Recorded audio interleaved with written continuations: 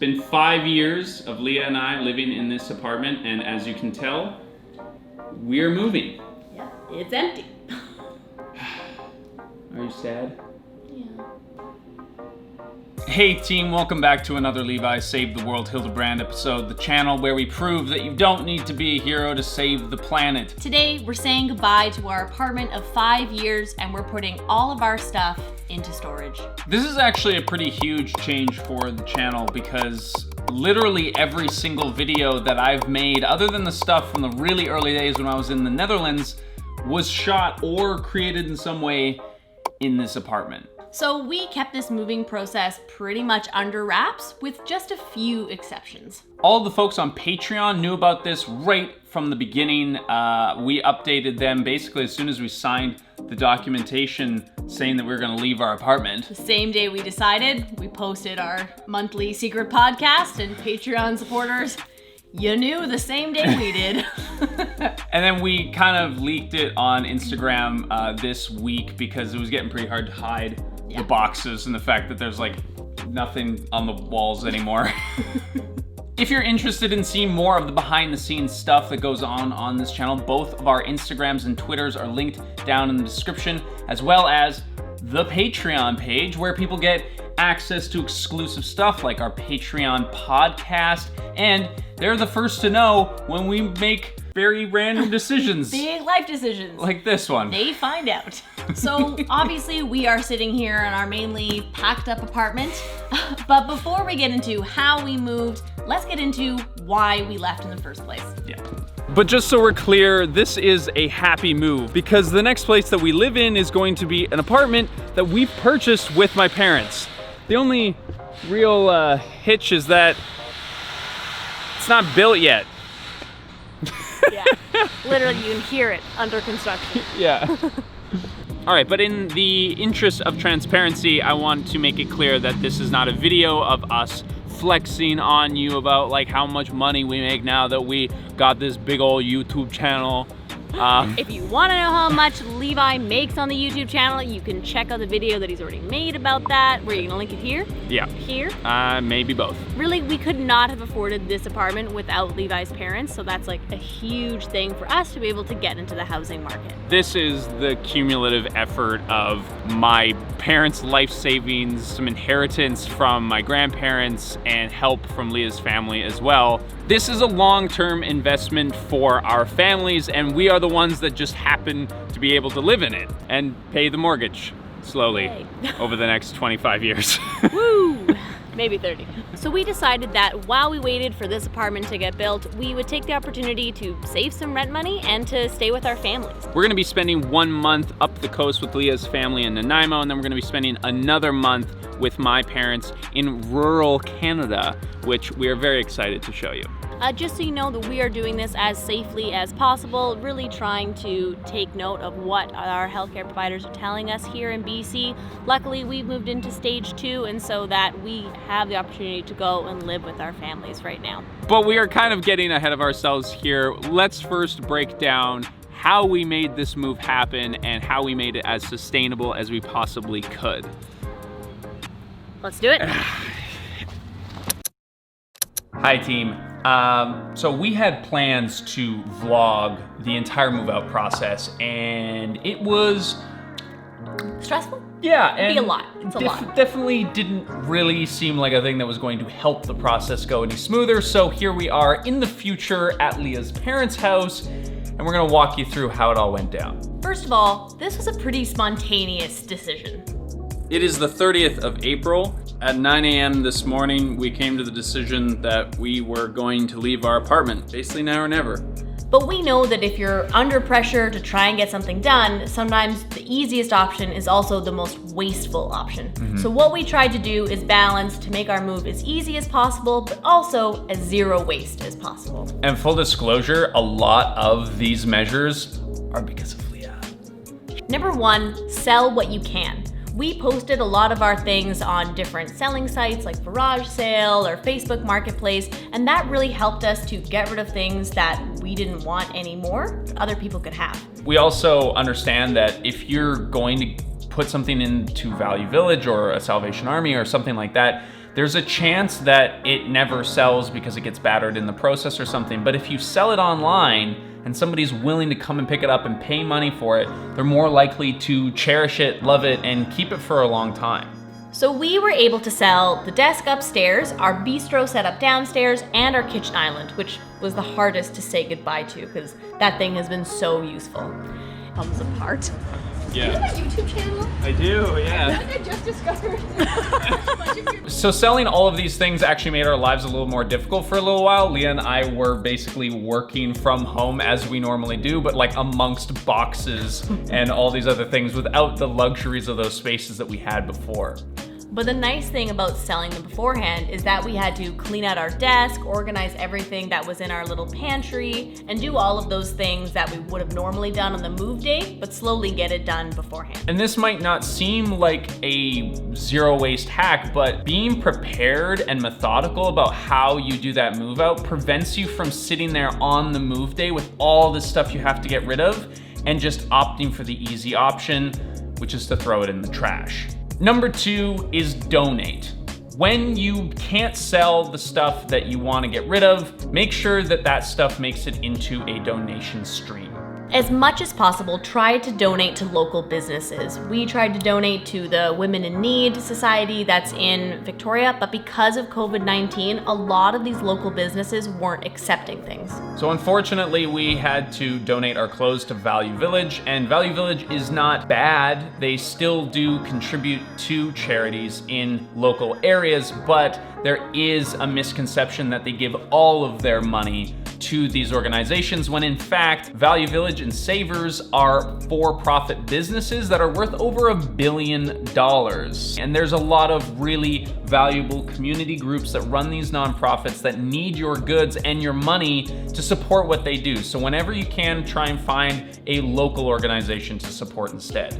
In addition to this, we also tried to give away some stuff to people who we thought would actually use them. So I was given a bunch of Clean Canteen bottles because I've worked with them in the past and they like the videos that I make, and I just had too many. So I listed them on Facebook Marketplace for $20 a piece, and then when people showed up to get them, I just gave them away for free. Yeah. Thank you. Yeah, no worries. Enjoy. Don't be a hero to save the planet. That's right.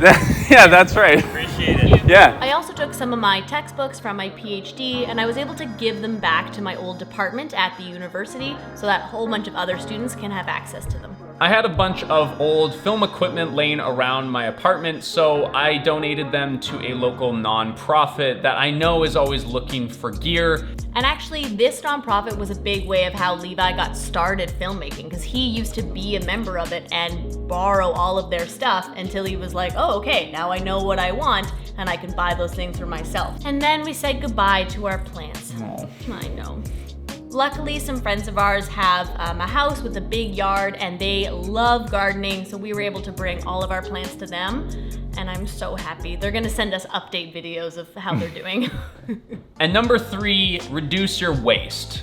It is super easy to get caught up in all of the junk that you suddenly have because you've emptied every drawer and every desk and pocket of your apartment. We took really meticulous care to make sure that all of those things were sorted into their respective recycling streams. But there's a few ways that you can reduce the amount of waste that your move creates. Don't buy cardboard boxes. They're so easy to get. We were able to borrow some from friends who had just moved, and I have been storing them for a few months leading up to the move, just in case.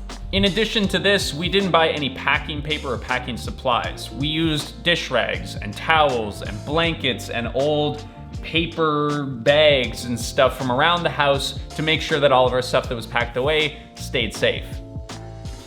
So this is actually from one of our favorite bakeries. It had bread in it and we just kept it, which is great because now we're gonna wrap up some of our glasses.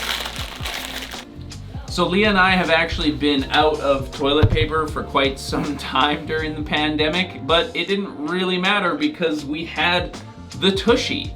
And fortunately, because the Tushy is a removable attachment, we get to take it with us when we go. And yes, there is an affiliate link down in the description where you can get yourself one for 10% off, and a cut of that sale goes to support this channel and everything that we do here. So consider picking something up that helps you and the environment and the channel. I digress. I'm gonna take this apart now. We also did the best we could to recycle everything. So in our apartment, they don't accept glass recycling, and normally we just refill them at our zero waste stores, but we stored them all during the pandemic, and then we brought them up to the university and were able to dispose of them there, as well as soft plastics. I don't know if that's something that we're allowed to recommend to people. I don't know. I feel like, especially like we paid tuition there. I paid tuition there for 8 years. You can do our recycling. You can recycle some of my stuff for me, right? We were also able to recycle some of our old electronics and cords like that, and things that have been sitting on our desks for years, and we finally had the impetus to get it done. At number 4, meal plan. Super important. It made it so much easier to know what we had in our fridge and freezer because we didn't want to move a whole bunch of that. And then we made a plan for the week leading up to it for all the things that we could try to eat through. This is also really important because when you are moving and your house is a disaster, it is very easy to just order takeout every single time that you get hungry. So in an effort to balance those things, we just knew what we were gonna eat every single day. It was a little weird eating amongst all the boxes and stuff though. Like, it was like we were in a wreckage site and we were just like comfortably eating at our coffee table surrounded in boxes. For the last morning, we're sitting there over the sink, just like eating a bagel. So in the end, this was the garbage that we had from the entire moving process. Awkward stuff like an old shower curtain, a plastic poster board, and a garbage bag full of random little stuff you find in the back of your desk drawers and closets. Also, apparently I don't know how to use a dumpster. And then before we knew it, it was moving day. Today is moving day. We have so much to do. So the move actually went incredibly well. We moved the entire apartment in 4 hours into a storage container that we had delivered outside of our building. Look at this thing. It's so tiny. Next situation we gotta figure out is whether or not the big yellow couch fits in the tiny green box. This 8x8 container was dropped off and picked up by the company, and we somehow managed to fit our entire apartment worth of belongings into that box. We decided that this storage container was one of the best options because we didn't want to have to rent a moto to drive back and forth and do multiple trips, and we also wanted to be as safe and sanitary as possible, so we weren't going in and out of multiple buildings. It was just loaded into one place, lock it up, and then we won't see it again until we're ready to move in a few months. One reason why we didn't use reusable storage containers for our move, which are a great option by the way, is because of this storage container that we used. If we put all of those reusable bins into the container, then we would be paying them for the duration of time that they're in there, which doesn't make a lot of fiscal sense if it's going to be there for 2-3 months like we expect it to be. And between those borrowed boxes and the containers that we already had, we had plenty of space to pack everything we needed. Oh my god. What? It looks even like big. It's so big in Look at all comparison this room, woo! that we're not going to enjoy anymore. Nope. Well, this is the end. This is the end of our time in this tiny little apartment. It's the end of an era and the beginning of a new one. We have shared a lot of really incredible times in this space. It's where I started this channel. It's where Leah decided to do her PhD. Yep, I got both of my degrees in this apartment. Whew. I asked you to marry me in this apartment. I said yes, because I was already married to you. It was great. You know the video. And yeah, we're moving on. We have a new adventure ahead of us.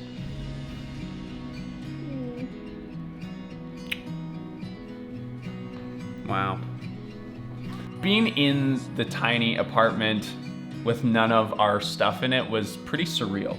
It actually didn't really feel like ours anymore. And I think that was the difference, right? Like, I was really sad because that apartment has been a huge part of this channel, but our relationship, 90% of our relationship has been spent in that apartment. But once all of our stuff was out, it was sad, but it was ready to be someone else's home. So where is the channel going from here, and what are we doing, and where are we living? Well, as you can see, we are here in Leah's family home. We are going to be staying with her parents for the month of June. And then after that, we are going to be traveling up north to my family home to spend another month with my parents. So we decided to make this move and to stay with my parents because while all of us are working from home, and none of us are frontline workers who are putting anyone at risk right now. Also, for my own mental health, I think it was really important for me to be around my support network. And as much as Levi is my family, I can't put all of that pressure just on him. But after these 2 months are over, we're hoping to return to Victoria to a brand new apartment that we are going to be moving into. And yes, the yellow couch will be joining us, so do not worry. The yellow couch will be back eventually. But of course, this is not the end of the journey. It is just another step along the way. So I want to thank you for taking the time out of your day to spend some time with us, because we really appreciate it. And if you are subscribed to this channel, then of course, we will see you in the next one. Bye. Amazing. Oh, look, the kiddos are in the backyard already.